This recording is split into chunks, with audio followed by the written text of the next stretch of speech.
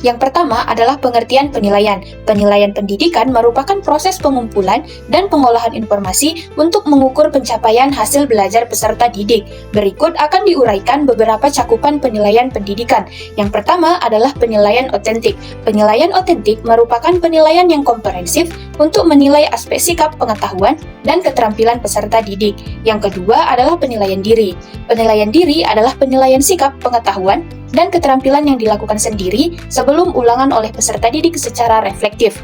Yang ketiga adalah penilaian berbasis portofolio. Penilaian berbasis portofolio merupakan penilaian yang dilaksanakan untuk menilai keseluruhan proses belajar peserta.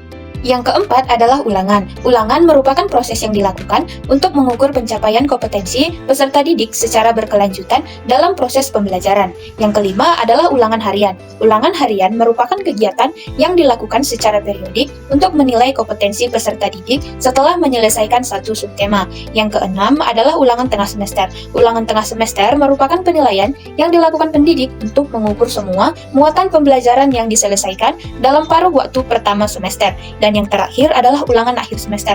Ulangan akhir semester merupakan penilaian yang dilakukan pendidik untuk mengukur pencapaian kompetensi peserta didik di akhir semester. Selanjutnya, kita masuk kepada materi yang kedua, yaitu B. Karakteristik penilaian.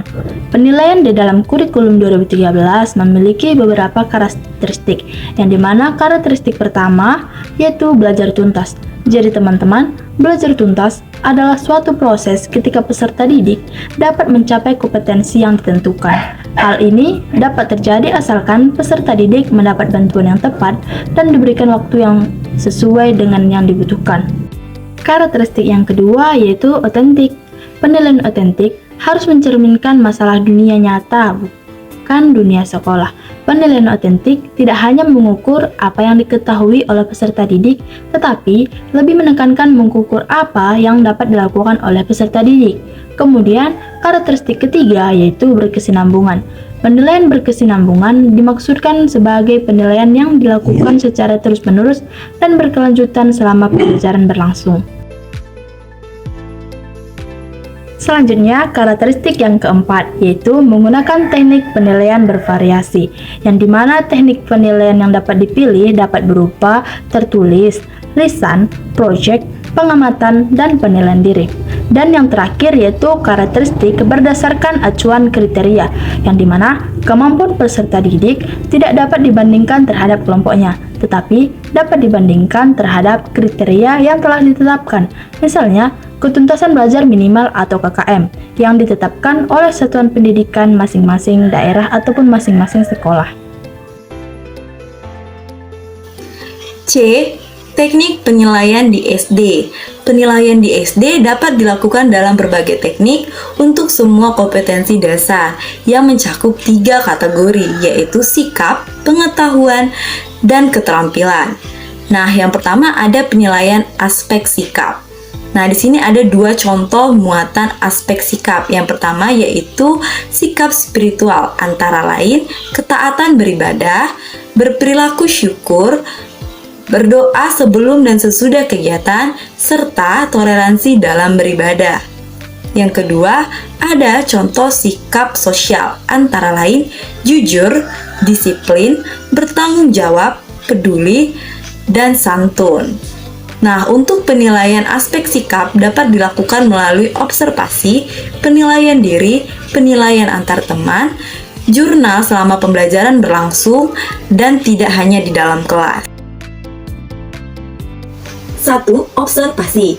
Penilaian ini biasanya dilakukan secara berkesinambungan dengan menggunakan indera, baik dilakukan secara langsung maupun tidak langsung. Biasanya, format observasi berisi sejumlah indikator perilaku yang diamati. 2. Penilaian diri. Nah, ini biasanya penilaian sikap yang dilakukan sendiri sebelum ulangan oleh peserta didik secara reflektif. Yang ketiga, penilaian antar teman. Nah, ini biasanya peserta didik diminta untuk saling menilai terkait dengan sikap dan perilaku keseharian peserta didik.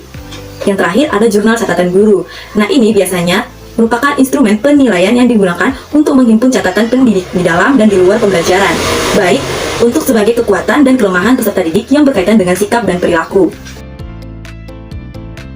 Kita masuk pada penilaian aspek pengetahuan. Pada penilaian aspek pengetahuan dapat dilakukan dengan 3 cara. Yang pertama, tes tertulis. Biasanya tes ini berisi soal dan jawaban yang tertulis, dapat berupa pilihan berganda, esai, benar salah, menjodohkan, dan uraian. Yang kedua, tes lisan. Biasanya berisi pertanyaan yang diberikan guru secara lisan dan peserta didik diharap merespon secara lisan juga. Yang ketiga, penugasan. Penugasan adalah penilaian yang diberikan pendidik berupa suatu pekerjaan rumah, baik dilakukan secara individu maupun antar kelompok. C. Penilaian aspek keterampilan. Penilaian aspek keterampilan dapat dinilai dengan cara yang pertama, penilaian kinerja. Penilaian kinerja meminta peserta didik untuk melakukan tugas sesuai dengan situasi yang sesungguhnya. Contohnya, bermain alat musik, menggunakan mikroskop, bermain peran, menyanyi, dan sebagainya. Yang kedua, penilaian proyek. Penilaian pada tugas yang dilakukan dalam kurun waktu periode tertentu. Biasanya, pada penilaian ini terdapat 3 hal yang perlu dipertimbangkan, yaitu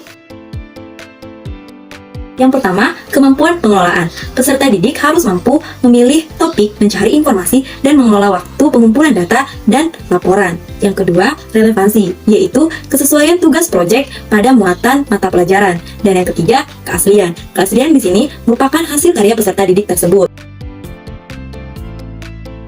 Selanjutnya, penilaian portofolio. Biasanya sebagai suatu koleksi hasil kinerja peserta didik yang berupa artefak. Nah, ada beberapa hal yang perlu diperhatikan. Antara lain, yang pertama ada karya asli peserta didik. Di sini, guru harus mengecek keaslian hasil dari karya peserta didik tersebut. Yang kedua, saling percaya antar guru dan peserta didik, sehingga berlangsungnya proses pendidikan yang baik. Dan yang ketiga, kerahasiaan bersama guru dan peserta didik. Hal ini diperlukan agar tidak berdampak negatif pada proses pendidikan. D. Milik bersama antar peserta didik dan guru. Ini diperlukan agar peserta didik dan guru saling menjaga hasil karya dan meningkatkan kemampuan. Selanjutnya ada kepuasan. Nah, kepuasan tersendiri ini adalah bukti pengumpulan sehingga menciptakan rasa puas terhadap peserta didik dan guru atas hasil karyanya. Yang kemudian ada kesesuaian. Nah, kesesuaian ini adalah hasil kerja yang sesuai dengan kompetensi yang tercantum pada pembelajaran ataupun kurikulum. D. Bentuk penilaian otentik di SD di dalam kurikulum 2013. Yang pertama ada aspek sikap. Nah, aspek sikap ini terdapat observasi. Observasi dapat dilakukan di dalam pembelajaran maupun di luar pembelajaran. Yang kedua ada penilaian diri. Penilaian diri biasanya dilakukan sesuai dengan kebutuhan. Yang ketiga ada penilaian antar teman. Biasanya penilaian ini dilakukan secara berkala. Dan yang keempat ada jurnal atau catatan guru. Nah, ini biasanya dilakukan sesuai kebutuhan. Kemudian kita masuk pada aspek pengetahuan. Aspek pengetahuan terdapat tes lisan. Nah, biasanya ini berupa kuis dan tanya jawab. Kemudian ada tes tertulis, dapat berupa pilihan berganda, menjodohkan isian, dan uraian. Dan yang terakhir ada penugasan, dapat berupa daftar tugas yang dapat dilakukan secara individu maupun antar kelompok. Aspek keterampilan. Aspek keterampilan juga terbagi menjadi 3. Yang pertama, kinerja. Aplikasi sikap, pengetahuan, dan keterampilan yang saling mendukung dalam proses pembelajaran. Yang kedua, ada proyek. Proyek merupakan kegiatan pembelajaran dengan tema tertentu mulai dari perencanaan, proses, presentasi, produk, dan manfaat. Yang ketiga, ada portofolio. Berupa rekaman penilaian otentik yang memperkuat kemajuan dan kualitas pekerjaan siswa. Baik teman-teman, kita ke materi selanjutnya di mana materi E contoh-contoh penelitian. Yang pertama itu ada penelitian aspek sikap. Di mana dalam penelitian aspek sikap terbagi menjadi 3 bagian lagi. Bagian yang pertama yaitu observasi. Observasi ini memiliki pedoman pengukuran di mana skor akhir menggunakan skala 1 sampai 4, perhitungan skor akhir menggunakan rumus, skor akhir sama dengan skor yang akan diperoleh dibagi dengan skor maksimal dikali dengan 4. Adapun contoh tabel yang tertera di layar merupakan contoh tabel muka hasil yang dikembangkan, merupakan sebuah kedisiplinan. Dalam tabel tersebut sudah temuan ternama 3 orang siswa, di mana ada nama Udin, Siti, dan Gayu. Terdapat tema-tema apa saja yang sudah mereka pelajari, di mana ada subtema 1, subtema 2, dan juga subtema 3. Dan di bawah itu ada mengenai pengertian apa itu DT, apa itu MT, apa itu MD, apa itu SM. Dan guru sebagai orang yang dapat memberikan penilaian terhadap siswa harus membaca rangkaian-rangkaian aturan sebelum memberikan penilaian, di mana DT merupakan belum terlihat apabila peserta didik belum memperlihatkan tanda-tanda awal perilaku yang dinyatakan dalam indikator karena belum memahami makna dari nilai itu. MT merupakan mulai mulai terlihat apabila peserta didik sudah memulai memperlihatkan adanya tanda-tanda awal perilaku yang dinyatakan dalam indikator, tetapi belum konsisten karena sudah ada pemahaman dan mendapat penguatan lingkungan terdekat.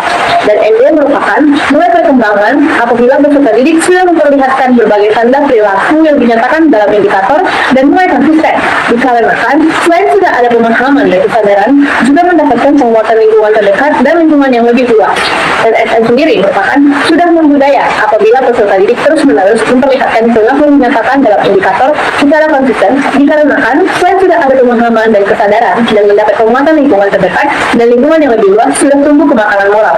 Jika sudah membaca panduan tersebut, sang guru dapat menceklis dalam tabel yang ada di layar ini apakah siswa sudah termuat dalam kelompok BT, kelompok MT, kelompok MB, dan juga kelompok SM.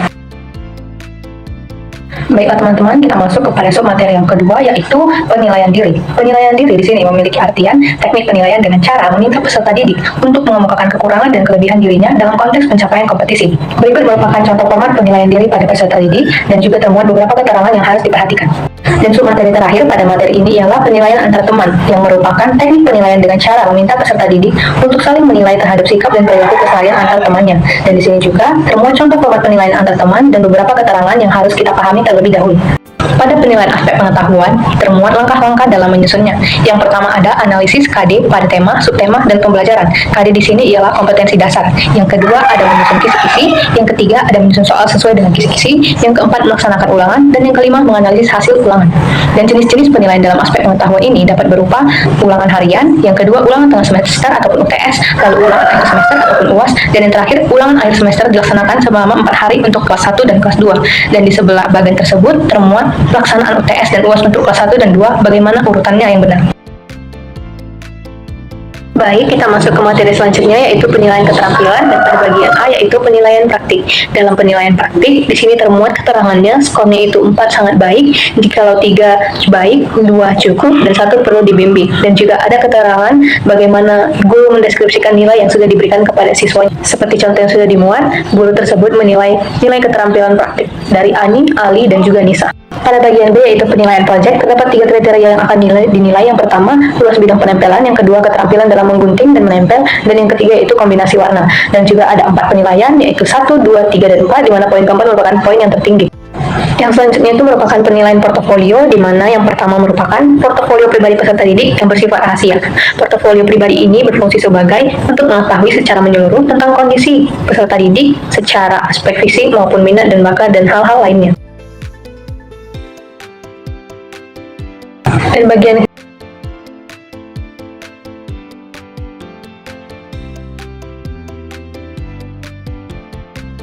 kita sampai pada materi F, yaitu hasil pencapaian kompetensi peserta didik, di mana terdapat tabel konversi kompetensi pengetahuan, keterampilan, dan juga sikap. Adapun predikat yang termuat yaitu ada predikat A, B, C, dan D, A plus, A minus, B plus, B minus, C plus, C minus, D plus, D minus. Dan ada pengetahuan 4, nilai keterampilannya itu 4, dan sikapnya itu SB.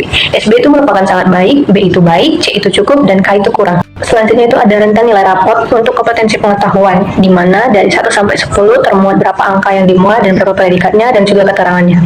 Pada materi bagian G, kita akan membahas contoh pengolahan hasil capaian, di mana yang pertama itu pengolahan nilai aspek sikap. Terdapat rekap hasil observasi sikap sosial semester 1, di mana dari tema 1 sampai dengan tema 4, dan siswa yang diberikan penilaian itu adalah Ani dan Ali, di mana pada bagian yang paling bawah, guru dapat mendeskripsikan bagaimana penilaian dari Ani. Pada materi kedua ini, kita akan membahas pengolahan nilai aspek pengetahuan, di mana terdapat 5 poin pada bagian ini, di mana poin yang pertama menghitung nilai harian, yang kedua menghitung nilai ulangan tengah semester, yang ketiga menghitung nilai ulangan akhir semester, yang keempat menghitung nilai pengetahuan. Nilai pengetahuan memiliki rumus sebagai berikut, yaitu NA sama dengan dalam kurung NA dikali 2 ditambah NUTS ditambah NUAS dibagi 4. Teman-teman dapat melihat lagi bagaimana penghitungannya, seperti yang tertera pada gambar tersebut.